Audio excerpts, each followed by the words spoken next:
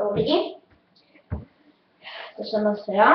Vítám vás tady zpátky po delší době nenahrávání. Teď z začátku taková malá informačka. Ten speciál, co jsem říkal s tím hostem, ten nebude, za to se vám omlouvám. Omlouvám se vám i za to dlouhé natočení, nebyl čas, ale za to vám dám videjko z mistrovství Evropy, soutěže, nevím, jak se to teď jmenuje, na mistrovství Evropy ve Slovensku, v Koperu, jak tam tancuju jako v popě. Můžete se na to těšit za 2-3 dny, co bude na čanu. Mezitím ještě tak, do konce prázdnin ještě tak 4 videjka vyjdou. No takže co vás čeká dneska? Hiphopový kroky, asi 3 nebo 4. A nějaká pořádná rozcvička, co se týče tance. A co tam může hodit i do jiných sportů. Dneska si k tomu nepustím hudbu, ale tak doufám, že vám to nevadí. Takže jdeme na to. Takže první krok z hiphopu a i z breakdancu, co se vám může hodit, je tohle. 4, 6, 7, 8, jo? Tohle. Takže, jak na to, abyste to dělali úplně správně? Takže, ruce takhle, když je pomalu, jo? Ten nohu, jako kdybyste chtěli někoho nakopnout a díven, jo? Takže takhle. A je to, že ty ruce dáváte k sobě, jakože jste chtěli prostě něco, já nevím, přeju si něco, a pak ahoj, mávám. Přeju si něco, mávám. Přeju si něco, mávám. A přitom zatínat ty svaly. Pořádně zatnout. Povolit zatnout, jak při popinu. Jo. A pořádně nohu. Jo. Takže takhle. To samé i do zádu. 5, 6, 7, 8, a 4, 5, a 6, 7, 8, a 4, jo. A ty ruce vlastně, a jdu zase přeju si něco. A jak bych to, prostě do zádu. Jakože, BAM! Jo? Si zaskačujete, co tam nám děláte. No, to byl první krok. Tak, druhý krok. Teď vám tady ty dva, co vám můžu plíst, ne první, ale druhý a třetí krok. Takže, první je tohle. A 3, a 4, a 6, 7, 8. Tady máte tyč, jo. Hop, a 2. Chcete jí podlíst tu tyč, jo. Hop, a 2, 3, a 4, jo. Tu tyč jakoby podlejzáte. Jenom tou hlavou, hop, a 2, 3, a 4. A teď s tím krokem se vám to může splíst. A to je, takhle si tou rukou můžete pomoct, jako že se rozlížíte, jo. Nemusíte jí tam jít. Hop, a 2, 3, a 4, 5, a 6, 7, 8. Jsou 2 kroky. Když se hodně pletou, říkají, že jsou to prý ty samý nebo tak, ale není to pravda. 2 rozdílné kroky, jo. Abyste věděli, že to není to samý a že to prostě není to samý, jo. Ale se vám to nepletlo. Tak, to je všechno k těm tanečním krokům. A teď šel jste na něco.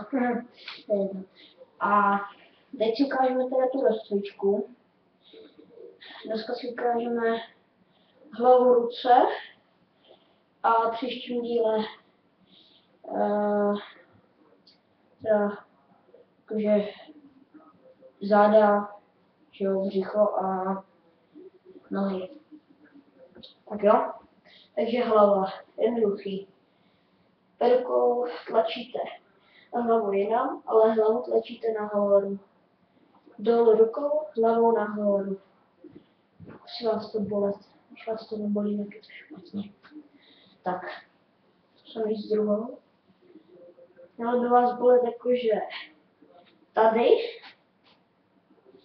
a jakože tady takhle. No, teď. půlkruhy.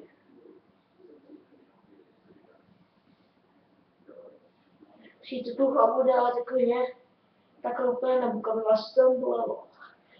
A teď celý kruhy. Přijďte cítit, jak vám to zakrkne tamhle ruka. A hlavně bolí. Jo? Tak. Pak tohle. To je vlastně tohle, ale sem. Já bych si měl přinočit. Tak. A se ruka tlačí nahoru proti hlavě, ale hlava tlačí dolů. Jo, to se mě... No. Tak. Tak no. Teď co asi musí bolet, napnutí svaly, to je dobrý. Třeba do bopinu, když máte žablonky nebo tak. Tak. A celý ruce a druhou stranu. A teď vám ukážu něco, co nevím proč, někteří lidi to neumějí, ale samozřejmě nic proti. Nechci někoho urážet. Obě dvě ruce dáte nahoru. Jednu začnete tady, druhou proti ní. Jo?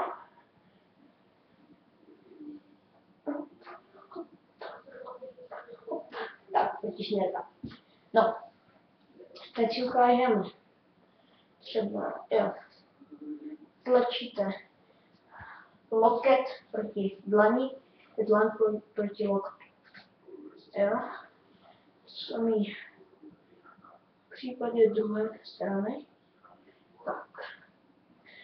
Co dál? Tak. Teď vám ukážu tenhle krok. Tak. Musíte se spojit a tlačit obě dvě ruce proti sobě. Musí vás to bolet jakoby v podpaží. A musíte cítit prostě, jak se vám to rozstaví. No.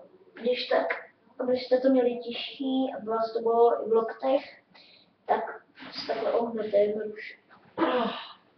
Tak. Teď máte stíženou verzi tady tohoto, to je zjednodušená a málo to zná. Ruce obě dvě od nejvýš. Tak. A zase se můžete sklonit. To je to dost těžký pro některý. Co nejvíc samozřejmě, ale aby se pak říkali, že chcete zjednodušenou verzi třeba sem. Není to pravda. Protože stížená verze, zjednodušená verze je tohle, je tohle z toho, jo, že jste viděli. Takže já myslím, že se vám to video líbilo, doufám, a uvidíme se u příštího videa.